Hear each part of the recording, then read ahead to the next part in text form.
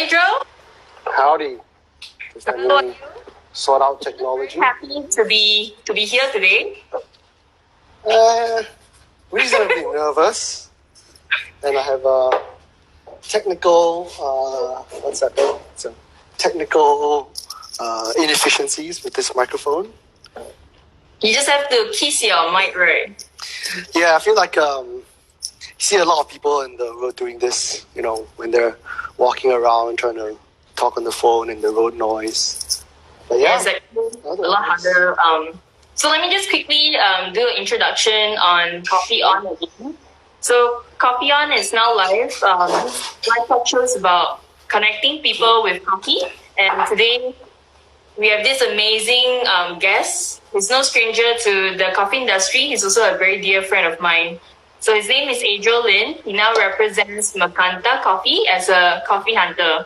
Hello, Gerald. Gerald. Yeah. So today we're going to talk about a lot of things, but since today is Labour Day, right? So let's dive deep into understanding more about the supply chain that brings us delicious coffee.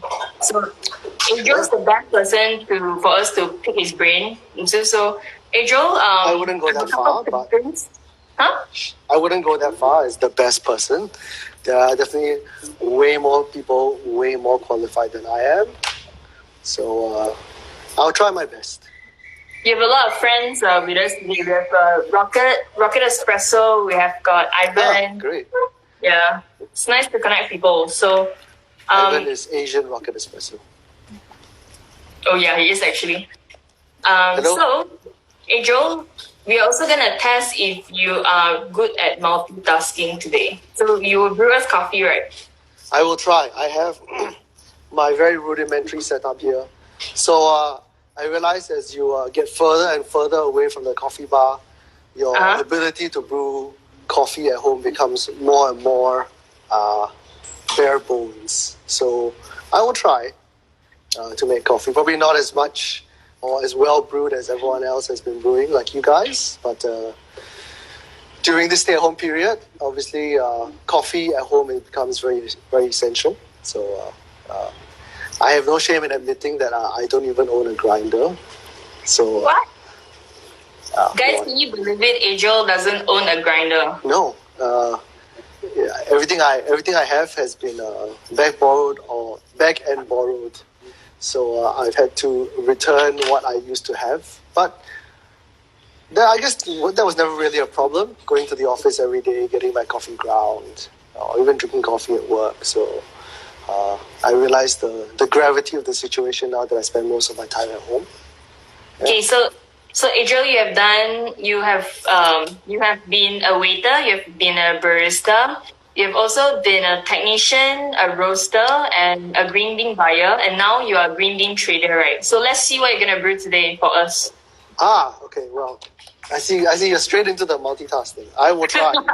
Right. You may lose me for a while, but I will try. So I have, in those traditional yen can cook. Here's something I prepared a little bit earlier. So we're going to be grinding. So we're going to be brewing something from a region that is very much in season at the moment. Looks like I'm going to have to do this sitting down. So add that to the level of complexity there. I have with me a handy little Hario kettle, which I actually rarely use. Most of the time I boil water off of my kettle and I let it sit for a minute and use that with a cute little pour of a kettle that I bought in Japan. So for people out there, my theory is the further away you are from the coffee bar, the less impressive your home brew setup is. So the less time you have to brew at home, actually. So I'm going to be pre-wetting my heating up my little V60, which is a very simple plastic V60. So Adryll, while you brew for us, I'm gonna post you a couple of questions, and for everyone that is also watching this today with us, please, if you have questions or if you want to show some love to Adryll, I do need a rocket at home. I think you need a rocket at home as well. Feel free to put on my way. Thanks, so Ivan. Adryll, I don't think that's Ivan, to be fair. I know. That's from Rocket Espresso. Okay, We all know where the rockets are in Singapore. Thanks, Ivan. Okay, so Adryll, you have been to most of the producing region, right? Mm-hmm. So let's talk about African coffee today because harvest season is upon us for Africa. Okay. So how do you think the current situation really affects coffee farm? I mean, I try not to talk about things like that to start, but I think it's good to also discuss and know the reality of coffee. So can you rate? So how do you? There? No, my ground coffee is not good. Okay, we're good. Ooh, all right. So firstly, I don't think I've been to a lot of producing regions. I've been to a few. And Ethiopia is something that, or Africa and Ethiopia is something that is obviously in season at the moment, with Kenya just finishing and coffees are starting to ship. And coffees from Rwanda and Burundi are just starting on the harvest side. And Ethiopian coffees are, in the prime right now of getting shipped as well. So what was your question again with Ethiopia? How do you think the current situation directly affects coffee farmer? Right. In Ethiopia or in Africa? Yeah. Current situation being COVID is what you're referring to? That's okay. Right.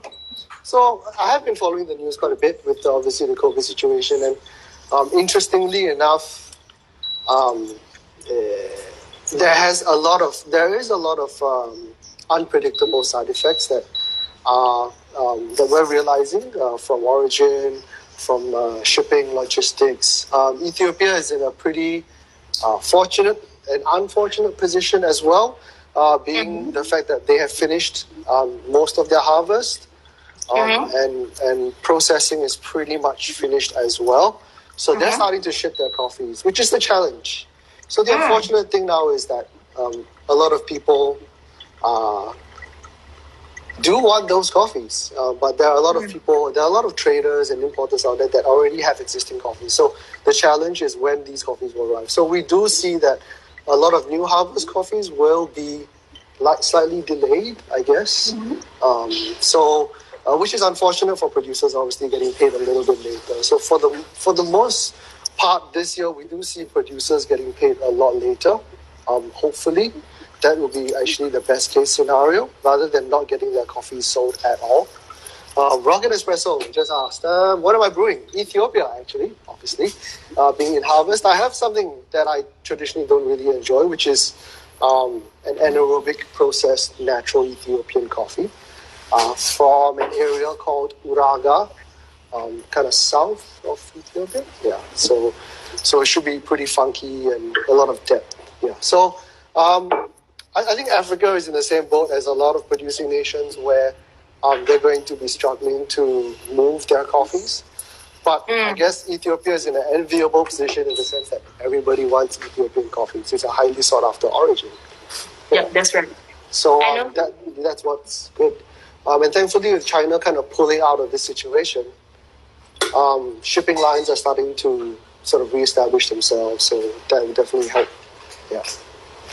Thanks, and co-op farming, how do you think it directly helps the local community? Because in Ethiopia, a lot of there's neighboring farmers and they always share a facility to process the coffee, right? So in your opinion, how do you think having a cooperation benefit the local community?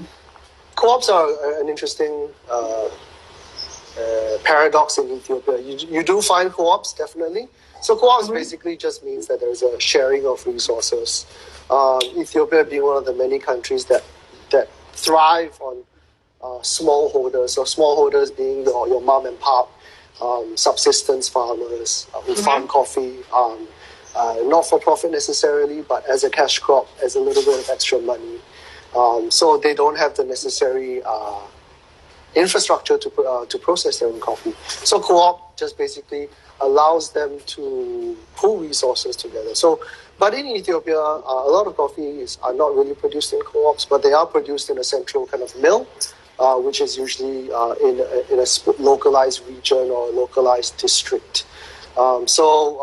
in many parts of the world, whether it's Indonesia, whether it's Myanmar, East Timor, Colombia, co-ops are a way of life for smallholders who don't have access to often expensive equipment and machinery needed to process, especially now as we are looking for a lot more technicalities in our coffee, a lot more, we have a lot more expectations of how our coffee is produced, a lot more science is required, understanding where these coffees come from, how these coffees are produced and processed.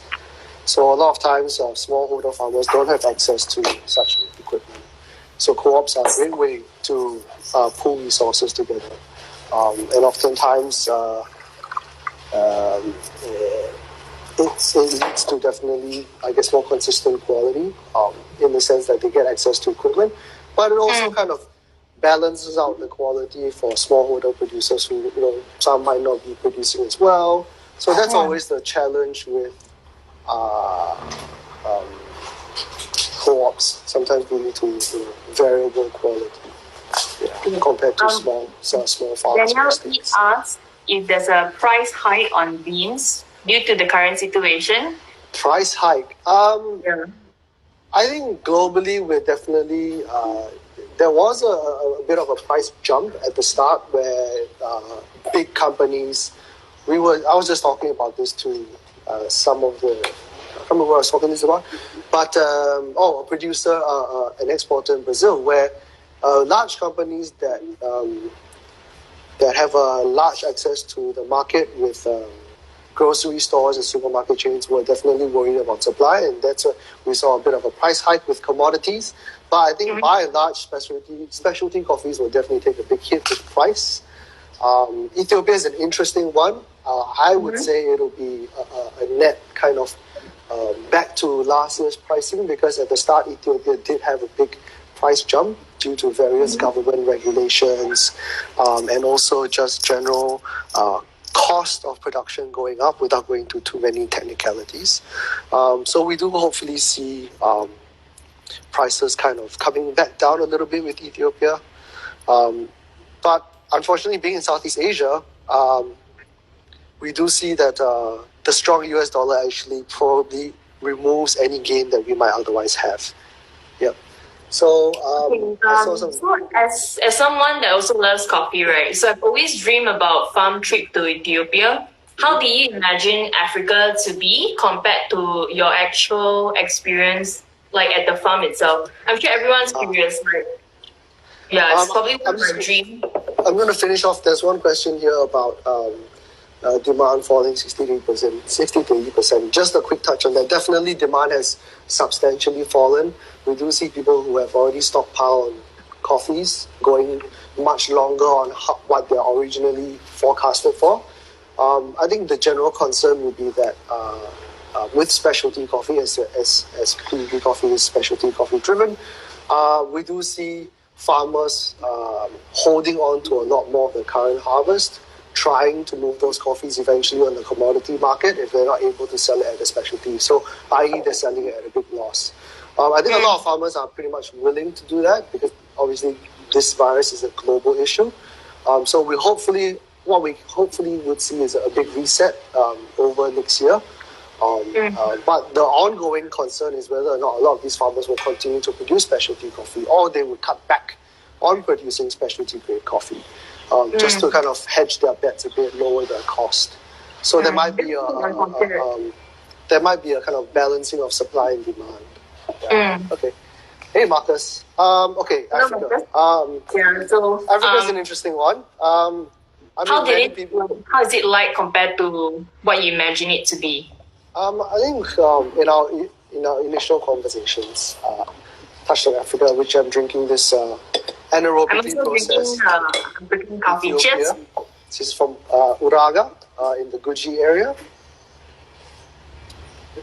Super juicy. I don't normally like anaerobically processed coffees, but Ethiopia seems to be something that I really enjoy. Hey, Sahibi. Africa. I think a lot of people have really sort of, and I as well, preconceived notions of what farms look like. You hear a lot of stories of American roasters or European roasters going to Central South America, and enjoying, I don't know, and really sort of being enthralled or amazed by the farms, the varietals, the nurseries, and I think in Africa a lot of that doesn't exist, not in the way that we think it is, and I think for me it's a real eye opener. And as I was sharing with you a little bit before, for our part of the world, we get to drink, $20, $30 a kilo kind of anaerobic processed natural Ethiopian coffees. Whether it's a geisha or whether it's some precious varietal.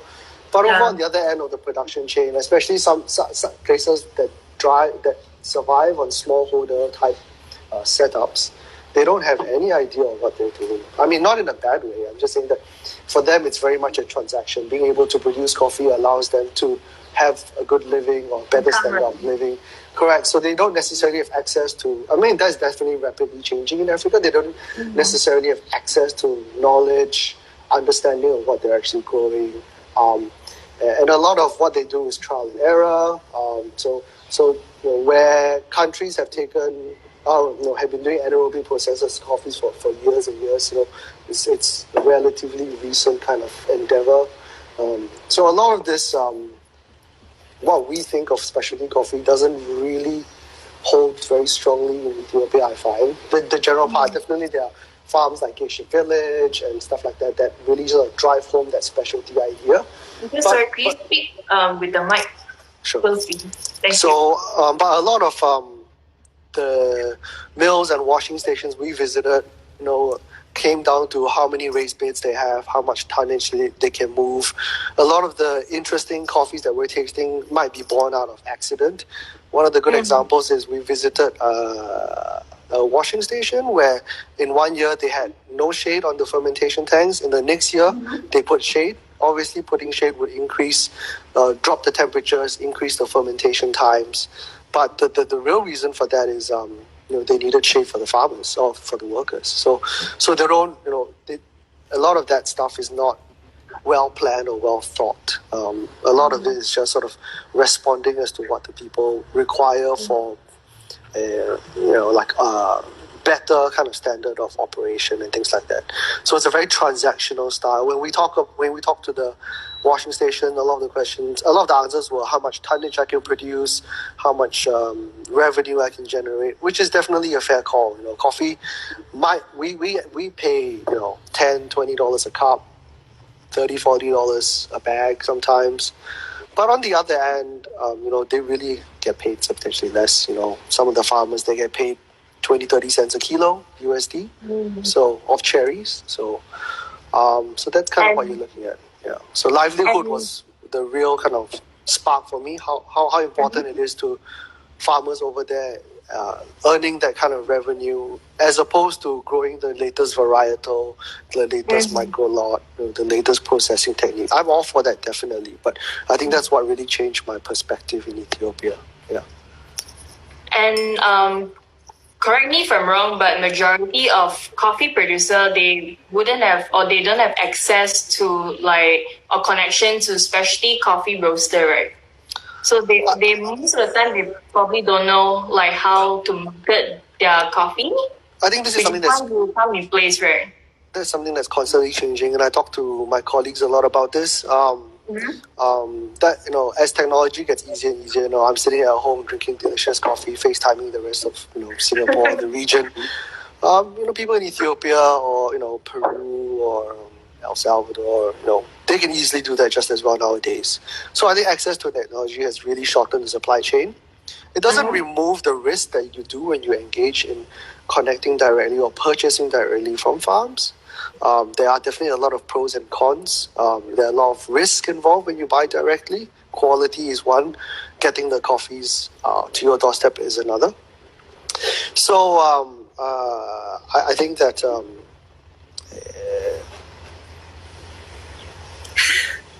sorry, I lost track. What was the question again? So farmers don't usually have access, access to to it. Correct. So to more and more that's specialty coffee changing. roaster, right? More and more that's changing. We can see like that is changing a lot with Central America and South America. Brazil is one of the most connected. Direct trade or direct connection is very easy with a lot of these countries. In lesser sort of technologically or developing nations, we are definitely seeing a lot of that change. Ethiopia is a good example. Kenya is a good example. I think places that still struggle with that direct access or direct connection will be countries that are really sort of on that developmental stage. You're talking about Congo starting to produce coffee, Ecuador, talking about Burundi, Rwanda, where Hawaii is actually pretty well established, with Hawaii Kona coffee, Jamaican Blue Mountain. So a lot of these sort of older brand names, have already well established themselves as a marketing brand. But direct access to roasters, I think that for sure, definitely that's going to change as more and more producers, generations taking over, Slurp. Younger people with access to technology, Instagram, connecting directly, doing Instagram live cupping sessions, tasting sessions, buying sessions. Definitely that will change. Yeah, and but it does not remove any of the risk buying directly. So connecting is one thing, but trading directly is very much a different game. Yeah. Understand. Thank you for sharing. So, Adryll, it seems like to me, and I've known you for a few years already now, and the only thing we ever talk about is coffee. So it seems like you can spend 24/7 talking about coffee, but just so that we can get to know you better, what else are you currently into? Coffee is something that Coffee is your life? I wouldn't say so. No, definitely not. I think I try to avoid coffee when I'm not working. Hence my very poor brewing apparatus. Except when you're forced to do something like that with us, right? Oh, well, what you didn't see is I actually don't know how much I weighed out my coffee. I weighed about 12 grams, and I think I got about 220, so it's about 1 to 16. But that's pretty much as specific as I get. So I think what am I into? I actually really enjoy. I think coffee was one of the things that really sort of set me on this path of being interested in things of craft that have a specific origin that we can. Not origin, but a specific location or locale that we can connect to, where the craft is from, whether it's glass making from Italy or knife making from Japan or whiskey making from Scotland or coffee from various origins, wines from the. So I think that's what I really am interested in. Anything that has history that's tied into it as well, which is always really interesting.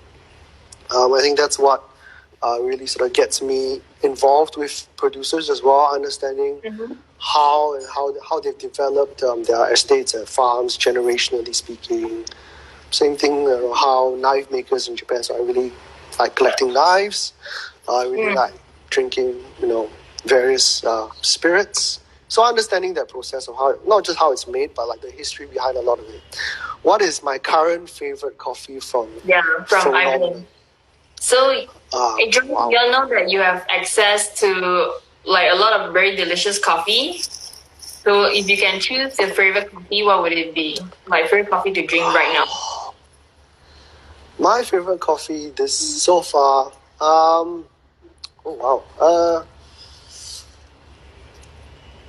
I've had some really lovely Brazils. I've had some really interesting Ethiopian coffees. And I think the highlight of what I've tasted this year so far would be something that's really memorable for me, but it's a so-called yellow honey processed Ethiopian. That was just a random sample that was handed to us, but it threw me back to my first experience with specialty coffee. Just the really intense jasmine florals. It was just a straight up. It wasn't the best roasted coffee. It kind of wasn't that great tactile.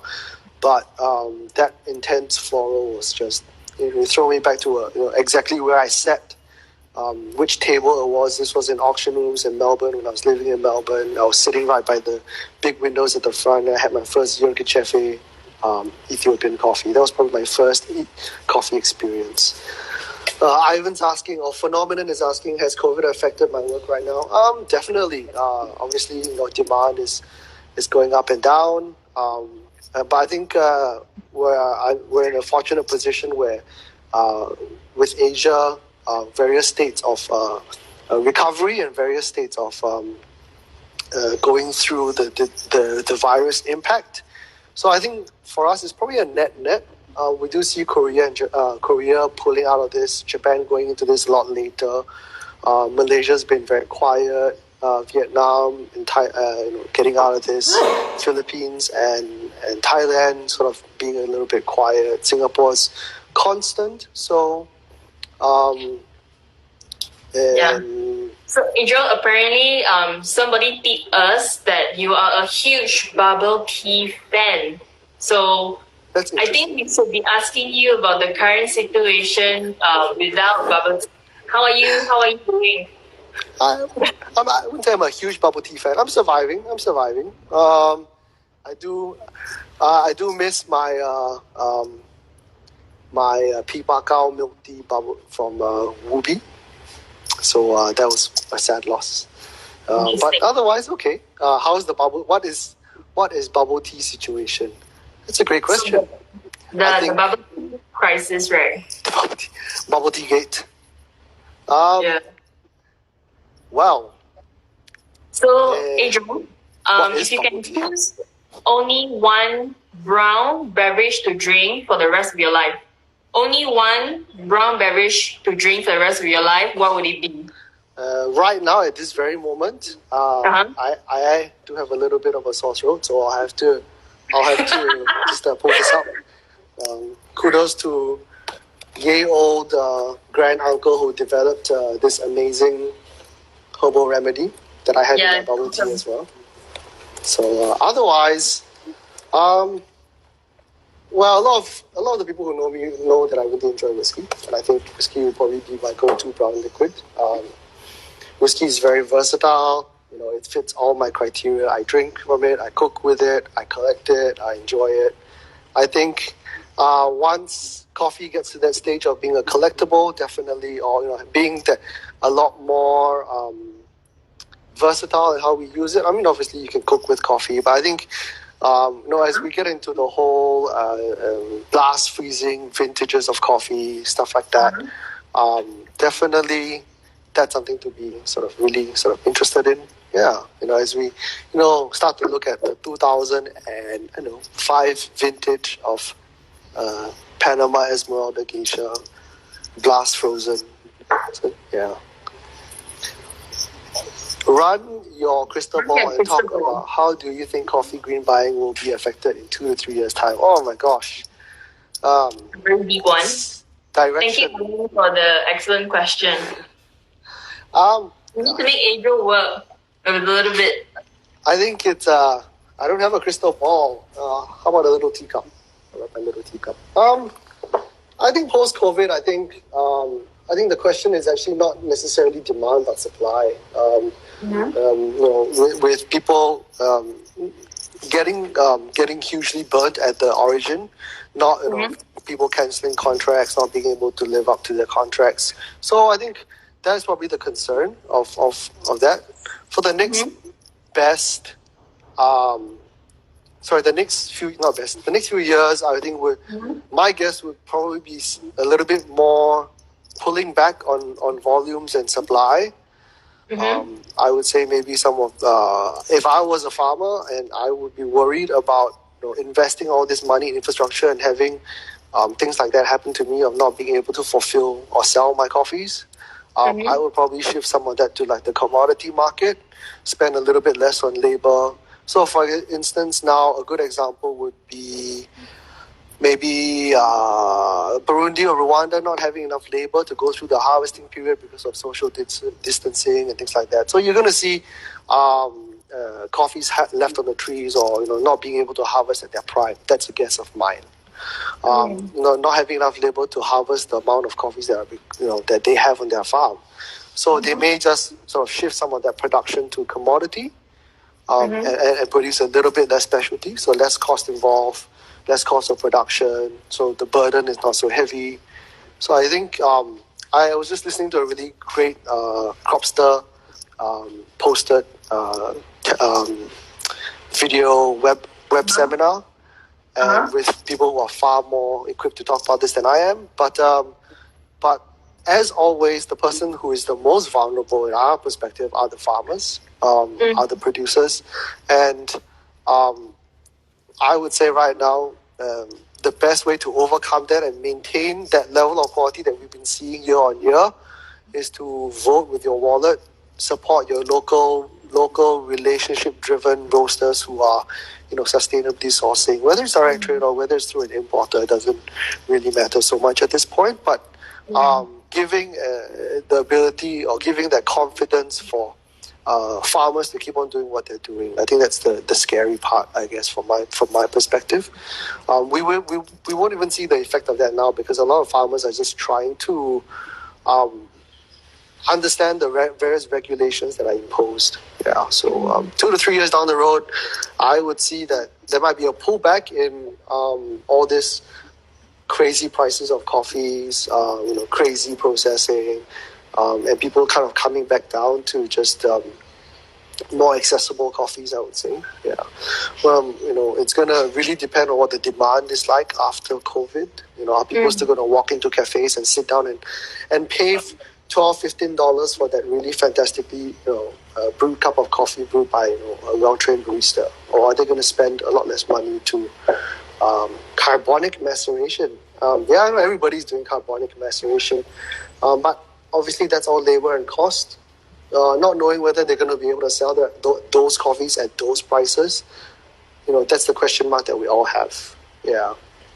So, we have a fun question by Oh Huang Zek. Sorry, I can't really pronounce the username, but it's a very cool one. So, question: should shag or marry? Wine, coffee, whiskey? Wow. That's quite fun. What do you mean by shoot? As in shoot or shoot? Shoot, maybe kill. Kill. Yeah. I would. Means some. Okay. Wine, coffee, or whiskey. I would shag wine, drink whiskey, and shag wine, drink coffee, shoot whiskey. I would say, yeah. Nice question. Nice answer. So, Adryll, we have also got a lot of fans, and they all love your goatee, your beard. So, do you think it's necessary to have a goatee to work in the coffee industry? I used to say that if you're a barista, you had some sort of facial hair, you had a checkered or plaid shirt, and you wore either Vans or Nikes. Oh yeah, and tattoos, obviously. So this is my last remaining tie to the court. No, I'm just kidding. This is not born out of vanity. I think it's more out of a lack of interest in maintaining my facial appearance. I guess I'm just fortunate enough to have facial hair, I guess, or unfortunate, whatever that may be. So if you have it, if 8 out of 10 people say you shouldn't have it, then I guess that's something that you should reconsider. Unless you're like me, where 8 out of 10 people say I shouldn't have it, but I'm just, not really paying attention to that. So, since everyone is here today, would you give us a treat into having a peek on your head without the cap? Because we only see you with the cap. Why are you so evil? There's a reason for that. So all the hair that's come here, it's because there's clearly not so much action up there. But you picked the best possible moment with COVID and not be able to cut my hair. So thank you. That made my day, actually. So Adryll, thank you so much for joining us today. I think this topic is a very important one for us to share with people. Thank you everyone for watching, listening, for tuning in. So before we just get off, I just want to say that you can watch this live stream again on YouTube at PBC Coffee. So of this? Just to end off, all I can say is, continue to support your local roasters. I think that's what's probably most important.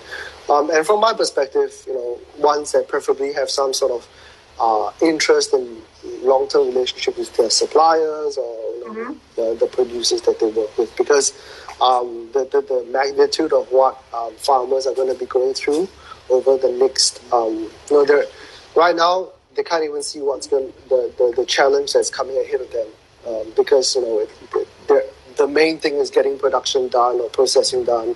They can't even start to fathom what's going to be.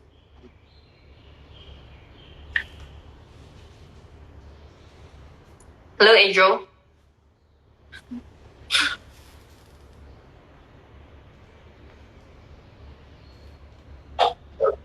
I think we lost you a little bit there. Yeah, I'm back. Yeah. You're back. Yeah.